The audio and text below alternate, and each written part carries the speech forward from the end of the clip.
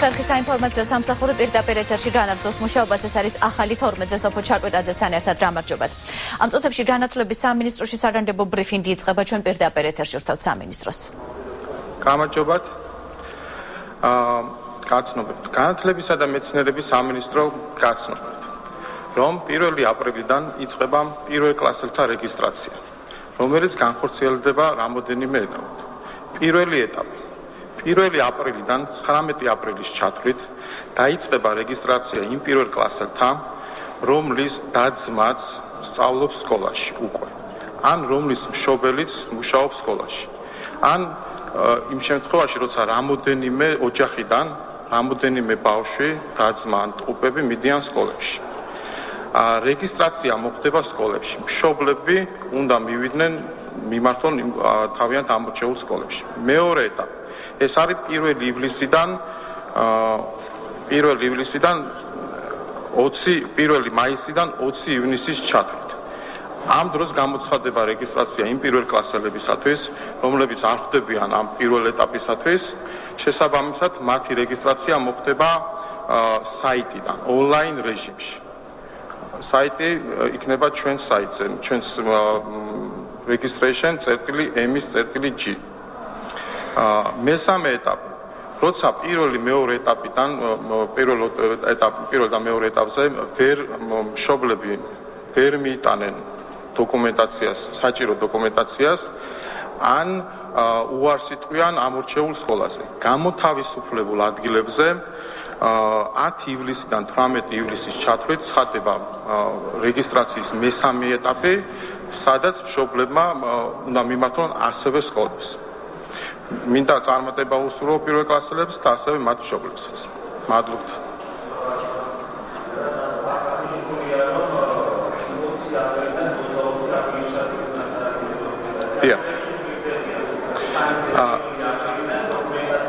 რეგისტრაციის დასრულების შემდეგ მეორე დღიდანვე იწყება დოკუმენტაციის, აუცილებელი დოკუმენტაციის მიტანა სკოლებში, რათა სკოლებმა უკვე და ჩვენ განათლების სამინისტრომ ვიცოდეთ, ისინი რამდენად სურთ, ესე ვთქვათ რა, რამდენად არიან, რომ არის ერთი განაცხადა და მეორე აღარ მოაქვს ეს აუცილებელი დოკუმენტაცია, რაც არის პირადობის მოწმობის, დაბადების მოწმობის ასლი და ასე შემდეგ და ასე შემდეგ.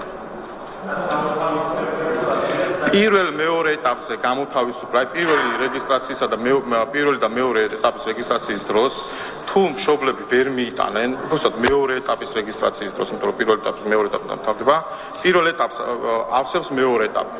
რაც დარჩება ადგილები, შესაბამისად მეორე ეტაპზე ეს ადგილები ივსება. და ამით სრულდება. დიახ. შეზღუდულია რაოდენობა, თქვენ იცით რომ კანონმდებლობით ერთ კლასში არის 30 მოსწავლე, განსაკუთრებით შემთხვევაში ეს ადის 35 მოსწავლემდე, შესაბამისად არის კიდევ ესე ვთქვათ კლასების რაოდენობა განსაზღვრული, შეიძლება თქვათ 20 ან 30 და ასე შემდეგ, იმიტომ ეს ყველაფერი დამოკიდებული არის სასწავლო საკლასო ოთახებზე, მასწავლებლებზე და ასე შემდეგ. შესაბამისად, ყველა სკოლა პირდაპირ ჩართვა განათლების სამინისტროდან სამინისტროს ადმინისტრაციის უფროსის ლევან ქებურიას განცხადებით 1-დან 19 აპრილამდე იწარმოებს პირველ კლასელთა რეგისტრაციის პირველი ეტაპი. ახლა დღის სხვა სიახლეების საერთო სასამართლოების შესახებ კანონში შესატანი ცვლილებების შესახებ მსჯელობა დღეს 1 საათზე განახლდება. უმრავლესობასა და უმცირესობას შორის კონსულტაციები გუშინ საღამოს დაიმართა. უმრავლესობაში აცხადებენ, რომ მართველი გუნდი ვენეციის კომისიის დასკვნებს სრულად რაითვალისწინებს. პარლამენტის თავმჯდომარის განცხადებით კოალიცია გადაწყვეტილებას მომავალ კვირაში მიიღებს. ეკა ბესელია ნაციონალურ მოძრაობას, იუსტიციის საბჭოსა და სასამართლოზე გავლენის შენარჩუნების მცდელობას ამჩნევს. პარლამენტის იურიდიულ საკითხთა კომიტეტის თავმჯდომარემ კი განაცხადა, რომ უმცირესობა და უმრავლესობა იუსტიციის უმაღლესი საბჭოს პარლამენტის მიერ წარსადრენი წევრების შესახებ ვერ თანხმდებიან. ვენეციის კომისიის დასკვნა 11 მარტს გამოქვეყნდა. საკითხი, რაზეც საპარლამენტო უმრავლესობა და უმცირესობა ვერ თანხმდება, არის მუხლი, რომელიც საბჭოს წევრების უფლებამოსილების ერთდროულად შეწყვეტას გულისხმობს. ვენეციის კომისია კანონპროექტიდან მის ამოღებას ითხოვს. სააკაშვილი, რომელიც ძალიან ცდილობს შეინარჩუნოს გავლენა სასამართლოსა და იუსტიციის საბჭოს. მათ პირველივე დღიდან გააკეთეს ყველაფერი, სასამართლო მათი მარწუხების ქვეშ მოქცეული იყო, იმიტომ რომ ყველაზე მეტად აფრთხობდა დამოუკიდებელი მართლმსაჯულებს. ნაციონალური მოძრაობის კაპრიზი, რომ მათ სურვილით და მათი პოლიტიკური ზრახვებით იყოს კანონი მიღებული, ბუნებრივია ეს არის სრულიად მიუღებელი.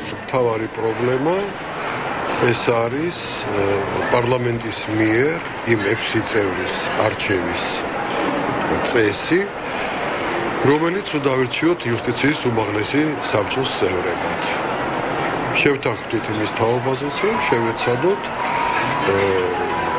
მაქსიმალურად დავუახლოვოთ ეს წესი ვენეციის კომისიის რეკომენდაციებს. იმედი მაქვს, რომ უმრავლესობის მხრიდანაც იქნება მზაობა, რომ ვენეციის კომისიის რეკომენდაციები იყოს გათვალისწინებული და მე იმედი მაქვს, რომ ამ შემთხვევაში უკვე არსებითად გადაიხედება ის კანონპროექტი, რომელიც 2 მოსმენით უკვე მიღება. ჩვენ ვენეციის კომისიის დასკვნების რეკომენდაციების სრულად გათვალისწინებით ვაპირებთ ამ საკითხის გადაწყვეტას. კიდევ ერთხელ აუხსენეთ ჩვენი წინადადება უმცირესობის წარმომადგენლებს და ახლა მათი გადასაწყვეტია დათანხმდებიან ამ თემებზე და უკვე კონკრეტული ვერსიის დახვეწის პროცესში გადავალთ. ფინანსთა სამინისტროს საგამოძიებო სამსახურის თანამშრომლებმა შპს-ის ჯორჯიას ბრალი განსაკუთრებით დიდი რაოდენობის ნარკოტიკული საშუალებების შემოტანის ბრალდებით წაუყენეს. ფინანსურ პოლიციაში აცხადებენ, რომ აღნიშნულმა კომპანიამ საფრანგეთიდან საქართველოში 300 კილოგრამი ყაყაჩოს თესლი შემოიტანა. მათივე თქმით, ტვირთთან ახლდა ფიტოსანიტარული სერტიფიკატი, რომელშიც აღნიშნული პროდუქციის სახეობა იყო მითითებული. ექსპერტიზის დასკვნით აღნიშნული ნივთიერება ნარკოტიკულ საშუალებებს მორფინსა და კოდეინს შეიცავს. გამოძიება სისხლის სამართლის კოდექსის 262 მუხლით მიმდინარეობს, რაც სასჯელის სახით 100,000 ლარის ოდენობის ჯარიმას და საქმიანობის უფლების ჩამორთმევას ითვალისწინებს.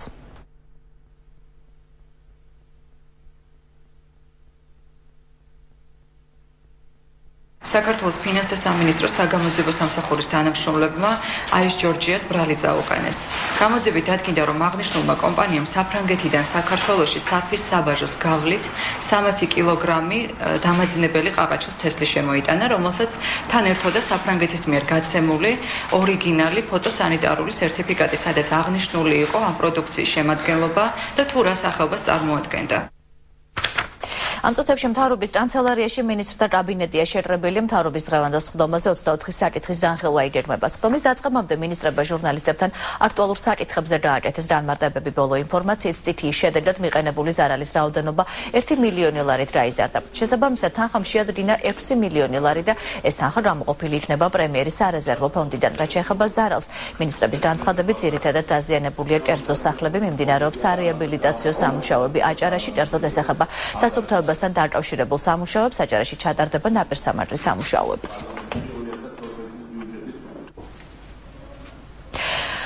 ბათუმი მინისტერიალს მასპინძლობს ამ წუთებში ბათუმის რედისონში საქართველოს, აზერბაიჯანისა და თურქეთის საგარეო საქმეთა მინისტრები ურთიერთთანამშრომლობის მნიშვნელოვან მიმართულებებზე მსჯელობენ. ეს არის მინისტრების მეორე შეხვედრა სამხრივ ფორმატში, რომელსაც საფუძველი ჩაეყარა 2012 წლის 8 ივნის თურქეთის ქალაქ ტრაბზონში სამი ქვეყნის საგარეო საქმეთა მინისტრების მიერ ხელმოწერილი ერთობლივი დეკლარაციით ტრაბზონის დეკლარაცია. სამხრივ შეხვედრაზე მინისტრები მიიღებენ უწყებათა შორისი თანამშრომლობის სამოქმედო გეგმას 2013-2015 წლებისთვის. რა სფეროებს მოიცავს თანამშრომლობა? ამას თეონა ბარგურიძისგან შევიტყობთ ბათუმის ბიუროს ვრთავთ პირდაპირ ეთერში. თეონა, გისმენთ. დიახ, სოფო, სამი ქვეყნის საგარეო საქმეთა მინისტრების მიერ შემუშავებული სამოქმედო გეგმა მოიცავს ისეთ სფეროებს, როგორებიც არის ეკონომიკა, ენერგეტიკა, გარემოს დაცვა, განათლება, კულტურა და ახალგაზრდობა. სამი ქვეყნის საგარეო საქმეთა სამინისტროები განახორციელებენ სამოქმედო გეგმის შესრულების კოორდინაციასა და მონიტორინგს, როგორც საქართველოს საგარეო საქმეთა მინისტრმა მაია ფანჯიკიძემ აღნიშნა, გეგმით გათვალისწინებული ღონისძიებების შესრულება ხელს შეუწყობს საქართველოს, თურქეთსა და აზერბაიჯანს შორის ურთიერთობების მეტად გაღრმავებასა და განვითარებას, როგორც ორმხრივ, ასევე სამხრივ ფორმატში. სამი ქვეყნის საგარეო საქმეთა მინისტრების შეხვედრა ბათუმში სასტუმრო რედისონში ამ წუთებში იწყება. ეს არის ახალი ფორმატი თანამშრომლობის, რადგანაც ჩვენ სამ ქვეყანას ძალიან ბევრი რამ აკავშირებს. ეს არ არის მხოლოდ გასადენები, მილსადენები და რკინიგზა, არამედ ეს არის ასევე პოლიტიკური თანამშრომლობა და კულტურული, ტურიზმი და ასე შემდეგ. აი ამ ფართო სპექტრის შესახებ იქნება დღეს ლაპარაკი და მე დარწმუნებული ვარ, რომ ეს შეხვედრა სამივე ქვეყანას მოუტანს სარგებელს. მინისტერიალის დასასრულს საქართველოს, აზერბაიჯანისა და თურქეთის საგარეო საქმეთა მინისტრები ხელს მოეწერენ შემაჯამებელ ოქმს. ტრაპიზონის დეკლარაციის სამხრივი თანამშრომლობის შემდეგი შეხვედრა კი 2013 წლის მეორე ნახევარში უკვე აზერბაიჯანში იგეგმება. დაახლოებით შეხვედრის დაწყებიდან 1 საათში კი ჟურნალისტებისთვის სპეციალური პრესკონფერენცია გაიმართება, რომელსაც ჩვენ უახლოეს საინფორმაციო გამოშვებაში შემოგთავაზებთ. დიდი მადლობა თეონა ბარყური ძერბერთებოდა პირდაპირ ეთერში ბათუმიდან. შუალედური არჩევნების საქართველოში არჩევნები 27 აპრილს უნდა გაიმართოს. პარტიებს საკუთარი კანდიდატურების წარსადრენა და დღეს საღამოს 6 საათამდე აქვთ. მაჟორიტარები უკვე წარადგინა 14-მა პოლიტიკურმა პარტიამ ცოტა ხნის წინ კი საკუთარი კანდიდატურების ვინაობა თავისუფალმა საქართველომაც დაასაჯაროვანია. ოსეყმაშვილს ვრთავთ პირდაპირ ეთერში, მისგან დეტალურად შევიტყობთ რა ვითარებაა წინა საარჩევნო თქენურისმენთ.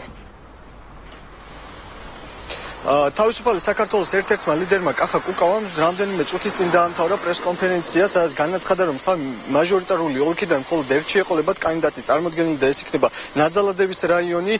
მართალია ერთ რაიონში იყრიან ისინი კენს, თუმცა იქნება ორი კანდიდატი, ერთი უშუალოდ თვითონ კახა კუკავა და მეორე დიმიტრი ლორდკიფანიძე. მან ასევე პრესკონფერენციაზე აღნიშნა ისიც, რომ საჭიროა პარლამენტში იყოს კოალიციისა და ნაციონალების გარდა კიდევ სხვა ოპოზიციური ძალა. CSKO-ში დილ 10 საათზე უკვე იყო მისული კოალიციიდან წარმომადგენელი ირინა იმერლიშვილი, რომელმაც სამივე მაჟორიტარულ ოლქში დაარეგისტრირა წარმომადგენლები. ესენი არიან ნაძალადევის რაიონში თამარ კორძაია, ბაღდადის რაიონში პაატა კიკნაველიძე და სამტრედიაში გიორგი კახიანი, ხოლო ამ კანდიდატების წარდგენა საზოგადოებისთვის რამდენიმე დღის წინ უშუალოდ ბიზნია ივანიშვილმა განახორციელა და მან განაცხადა ისიც, რომ შემთხვევითი არ არის, რომ სამივე კანდიდატი არის იურისტი და დღეს პარლამენტში ჭირდება კარგი იურისტები, რადგან ყველაფერი კანონის დაცვით ჩატარდეს. ჩვენ წარმოვადგინეთ სამ გამოკლებულ ოლქში კანდიდატები, რომლებიც სამივე არიან იურისტები, სამივე არიან თავიანთ სფეროში ძალიან წარმატებული ადამიანები და ჩვენ იმედი გვაქვს, რომ ისინი გაიმარჯვებენ ამ ოლქებში, არა მხოლოდ იმიტომ, რომ ქართულ ოცნებას დღეს მართლა ძალიან დიდი რეიტინგი აქვს, არამედ იმიტომ, რომ ისინი თვითონ არიან ძალიან წარმატებულები ამ სფეროში და პარლამენტში იქნებიან ძალიან კარგი წარმომადგენლები იმ ოლქებისა, რომლებშიც ისინი კენს იღრიან. CSKO-ში სულ 14 პარტიას აქვს განაცხადი შეტანილი, თუმცა ცნობილია, რომ მათი დიდი ნაწილი დარეგისტრირებულია და დასარეგისტრირებელია კიდევ რამდენიმე პარტია, რომელთაც ვადა დღეს დღის ბოლომდე აქვთ. ნაციონალებიდან ნაძალადევის რაიონში წარმოდგენილი იქნება გიორგი გუგავა, რომელმაც უკვე დაიწყო შეხვედრები, არაოფიციალური შეხვედრები გუშინ გამართა საკუთარ ამომრჩეველთან, ხოლო კიდევ ერთ ოპოზიციურ პარტიას ლეიბორისტებიც დღესვე დარეგისტრირდებიან CSKO-ში და მათი წარმომადგენელი იქნება გიორგი გუგავა, რომელიც საკუთარ შანსებზე საუბრობს 27 აპრილის არჩევნებში. გაჭირვებას არ მივხედეთ. ვფიქრობ, რომ ჩემი მოსვლით მთავარი გზავნილი იქნება ის, რომ ჩვენ უნდა დავამთავროთ პარლამენტში და ჩვენს პოლიტიკურ წრეში ეს გაუთავებელი კამათი გარკვეულ საკითხებზე და გადავიდეთ კონკრეტული პრობლემების მოგვარებაზე. ის პრობლემა, რაც გააჩნიათ ადამიანებს, არ კლებულობს, მატულობს, ანუ უმუშევრობა მოიმატა, მათი სოციალური პრობლემები მატულობს და ჩვენ ორივე ძალა, პოლიტიკური ძალა, ხალხს არ აინტერესებს ოპოზიცია ხარ თუ ხელისუფლება, მათ აინტერესებს, რომ პოლიტიკური სპექტრი ემსახურებოდეს მათ და სწორედ ამ საქმეს უნდა ვაკეთებდეთ ორივე პოლიტიკური ძალა. ჩვენ მუდმივად გვიხდებოდა ასეთ უთანასწორო ბრძოლაში არსებობა, ყოფნა, ბრძოლა, მაგრამ მიუხედავად ამისა ფარხმავს არ ვყრით და ჩვენ თავარი იარაღი ამ შემთხვევაში იქნება სიმართლე. ფიქრობ, დადგა ის პერიოდი, როდესაც ოცნებების მსხრევა დაიწყო, განხილვა დაიწყო და აქედან გამომდინარე ლეიბორისტული პარტიას დიდი შანსი აქვს გაიმარჯვოს ამ არჩევნებში. თვითონ არჩევნებს მისი დანიშვნა მას შემდეგ გახდა საჭირო, რაც 2012 წლის 1 ოქტომბრის არჩევნებში გამარჯვებული სამი დეპუტატი თია წულუკიანი, არჩილ კვილაშვილი და კახი კალაძე აღმასრულებელ ხელისუფლებაში გადავიდნენ და პარლამენტში მათი ადგილები გათავისუფლდა. შეგახსენებთ, რომ არჩევნები 27 აპრილისთვის არის დაგეგმილი და კანდიდატებს კი ბოლოვა და დღის ბოლომდე აქვთ კანდიდატების დასარეგისტრირებლად. დიდი მადლობა, ეს იყო დიანა ოსეყმაშვილი. პოლიტიკოსი თვალების სამიტი თბილისში თორთერთ მარიოტში მიმდინარე ყრილობაში ერთებული შტატების ელჩი წესრება სწორედ რიჩარდ ნორლანდის სიტყვით გაიხსნა სამიტი, შემდეგ კი მონაწილეებს პარლამენტის ვიცე-სპიკერმა მანანა კობახიძემ მიმართა. შეხვედრაზე, რომელიც საერთაშორისო რესპუბლიკური ინსტიტუტის ორგანიზებით იმართება, საპარლამენტო უმრავლესობის, უმცირესობისა და არასაპარლამენტო პოლიტიკური პარტიების წარმომადგენლები არიან მიწვეული. ამერიკის ელჩის განცხადებით ღონისძიება მიზნად ისახავს გამოხატონ პატივისცემა და აღფრთოვანება იმ ქალბატონებით, რომლებიც პოლიტიკაში მონაწილეობენ. სამიტის ფინანსური მხარდამჭერია ამერიკის საერთაშორისო განვითარების სააგენტო. USAID და საერთაშორისო სამოქალაქო ინსტიტუტების ორგანიზებით ჩატარდა ღონისძიება, რომლის მიზანია ხელი შეუწყოს ქალთა ჩართულობის გააქტიურებას პოლიტიკაში. მას შემდეგ, რაც საქართველოში დემოკრატია დაიხვეწება, ჩნდება კითხვა თუ რატომ უნდა დარჩნენ ქალები ამ პროცესს მიღმა. ჩვენ ძალისხმევას არ დავიშურებთ ხელი შეუწყოთ საზოგადოების ამ ნაწილს მონაწილეობა მიიღოს პოლიტიკურ პროცესებში. ყოფილი ხელისუფლების წევრების შოკის მომგვრელი მიმოწერა პარლამენტის თავმჯდომარე აცხადებს, რომ საზოგადოება მალე დაიდებს სხვადასხვა მიმოწერის შესახებ დავით ოსუფაშვილი რიგოლ ვაშაძის მიერ რუსეთში გაგზავნილი წერილის შესახებ აკეთებს განმარტებას. მისი თქმით, მან ამის თაობაზე არაფერი იცოდა, თუმცა ფიქრობს, რომ დოკუმენტი საიდუმლოებას არ შეიცავს. დღეს კულტურის მინისტრიც გამოეხმაურა ამ მიმოწერას. გურამ მოდიშარია ადასტურებს, რომ სხვა მსგავსი წერილებიც არსებობს, რაც მალე საჯარო გახდება. გურამ მოდიშარია გააკეთა, რაც ეხება უშუალოდ ამ წერილს, ექსპერტმა გია ხუხაშვილმა გუშინ გაავრცელა ინფორმაცია, რომ 2008 წელს რუსეთ-საქართველოს ომიდან 3 თვის შემდეგ საქართველოს იმდროინდელი კულტურის მინისტრი რიგოლ ვაშაძე რუსეთის კულტურის მინისტრ ალექსანდრე ავდეევს ქართველი ხელოვანების მონაწილეობით რუსეთში კონცერტების გამართვას თავაზობდა. გია ხუხაშვილმა წერილის ასლები ჟურნალისტებს გუშინდელ პრესკონფერენციაზე დაურიგა. თავად ვაშაძე საკუთარი მიმოწერის დასაჯაროებას კანონდარღვევა დაფასებს. მსგავსი წერილები არის მართლაც, ჩვენ პირადად ამის გამოქვეყნებას არ ვაპირებთ კულტურის სამინისტრო, მაგრამ ანალიზისთვის და საზოგადოებისთვის საინტერესო იქნება, რა თქმა უნდა, ეს წერილები, ფაქტობრივად ის წერილი, რომელიც გამოქვეყნდა 2008 წლის ომის შემდეგ 3 თვის თავზე, მესამე თვის თავზე იწერება, რომ ჩვენ ძალიან გვინდა ურთიერთობა რუსეთთან, ასე შემდეგ. მოკლედ ის მინდა ვთქვათ, ეს თქვენ უნდა განსაჯოთ საზოგადოებამ. სამწუხაროდ თუ საბედნიეროდ მე არაფერი ვიცოდი არც ამ მიმოწერის შესახებ და ძალიან სხვა ბევრი მიმოწერის შესახებ, რომელიც ნელ-ნელა ალბათ გახდება ცნობილი საზოგადოებისთვის და სამწუხაროდ სხვა არაერთ შოკის მომგვრელ მიმოწერას ვნახავთ, როგორც ჩანს. მეტი არაფერი შემიძლია გითხრათ ამაზე. ამ დროს სულ ეს იყო ახალი ამბებით ეთერში პირველზე დაბრუნდებით, დაგვალოდეთ.